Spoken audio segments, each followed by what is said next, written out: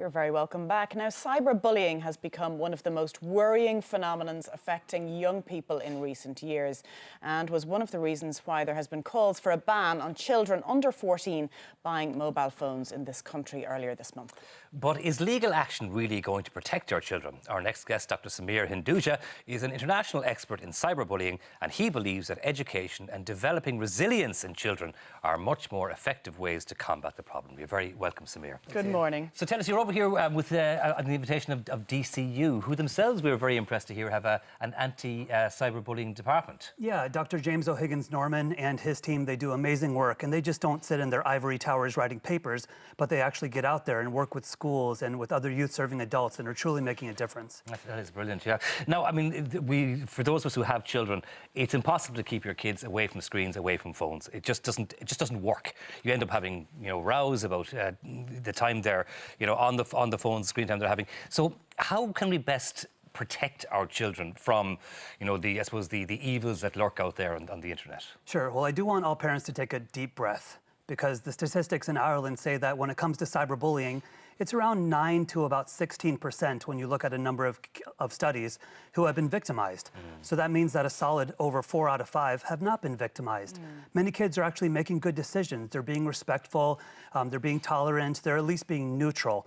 And so parents, if they go into a conversation pointing their finger and discussing all the evils, kids are going to tune out. Yeah. There have been a lot of horror stories actually in the last few weeks about games and what instructions children are being given in certain games that they're playing on their iPads or phones that they have access to.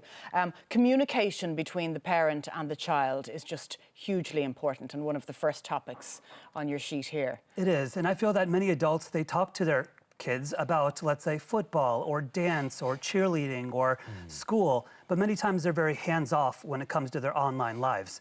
And maybe they feel uncomfortable with the technological jargon, they don't want to sound foolish, but And it is new territory, Sameer, because the children are educating the parents in so many cases, aren't they? Absolutely, and we just want parents to be involved. They don't actually have to be rock stars when it comes to the technology, because all these underlying issues that might sort of bubble up into drama or conflict or bullying, those are rooted in simple issues that you learn in Parenting 101.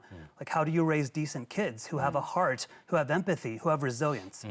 And also, I mean, I'm a great believer in that when you call it cyberbullying, it's just bullying using a different communications method, shall we say, which is through the phone or whatever. So the same rules that apply to, raising kids who are aware of the issues, what they should and shouldn't do, apply as much now as they ever did.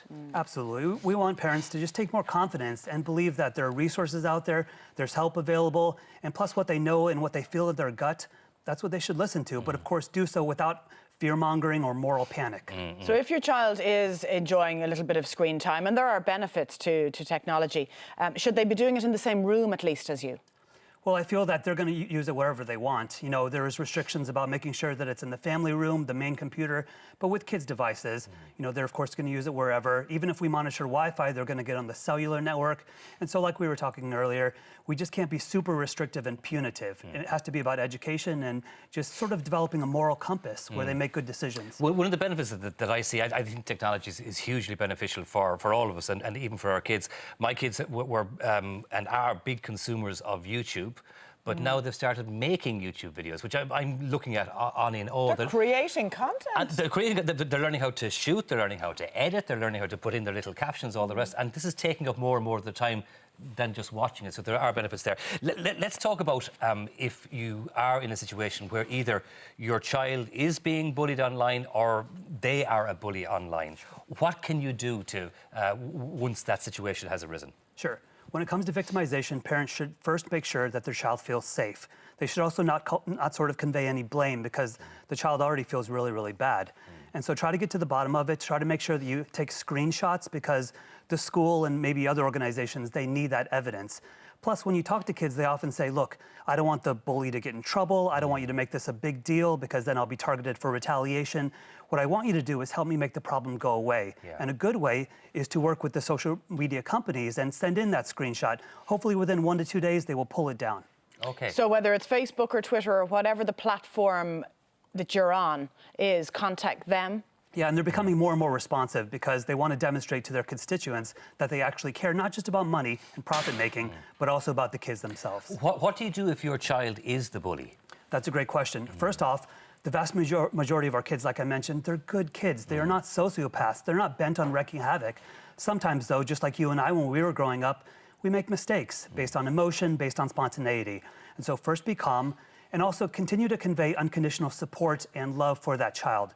You don't want them to think to themselves, I'm a bad person. You want them to think to themselves, I did a bad thing, and I can fix this. And how can I restore equilibrium so that I can, whatever I do, sort of undo it or get back to good in that situation? So love the sin or hate the sin? Yeah, it's all about the action. And the kid, of course, they're going to make mistakes, but we are in their corner. We are their biggest fans. Let's continue to support them. I think the screenshot is the biggest tip, actually, in all of this, because you could see some text or an image and you try and convey it later, but because you're kind of shocked by it, you can't remember the details. So a screenshot instantly, and then at least you can go back on it later and analyse it. And the child can also write down in some sort of journal or diary in short form how they felt about it, what it made them do, who else was involved in terms of bystanders or witnesses.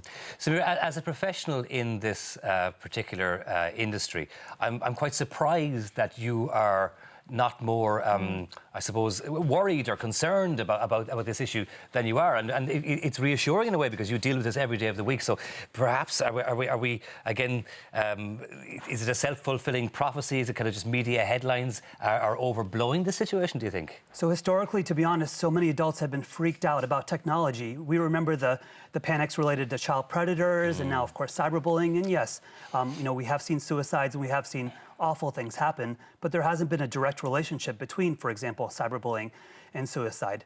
Social media, smartphones, they're here to stay. And I think that we need to embrace the positives and continue to promote the positives because they're going to constantly be in front of their screens. But like you said, they're not just consumers, they're also producers. And that's actually going to help them down the road because we're living in an increasingly wired and connected world.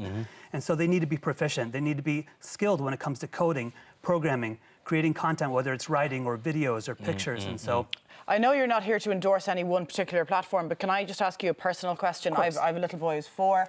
He goes on the iPad. It would be in the same room or you know, in close proximity to me or my husband. Sure. But he uses YouTube Kids. Is that completely safe, or could he end up going, because he just taps and flicks and moves and swipes and, you know, and my concern is if I don't keep looking at it that he's going to end up in the wrong place. And that's fair. And I think that YouTube Kids does a good job in terms of the quality content there. And so I would also say as he gets older, you know, eventually, to be honest, he's going to stumble across things that you don't want him to see, just like you and I might have looked up sex or porn in Google when we were growing up. It's a reality. And so how can we talk to our kids about what's acceptable and what's not acceptable, what's ethical and what's not ethical? We all have different standards in our household, but it's all about the conversation. Yeah, it's all down to parenting at the end of the day, isn't it? Absolutely. All down to parenting. Sameer, thank you so much for your time this morning. My It's been great pleasure. to talk to you, and hopefully you put a lot of minds at rest as well.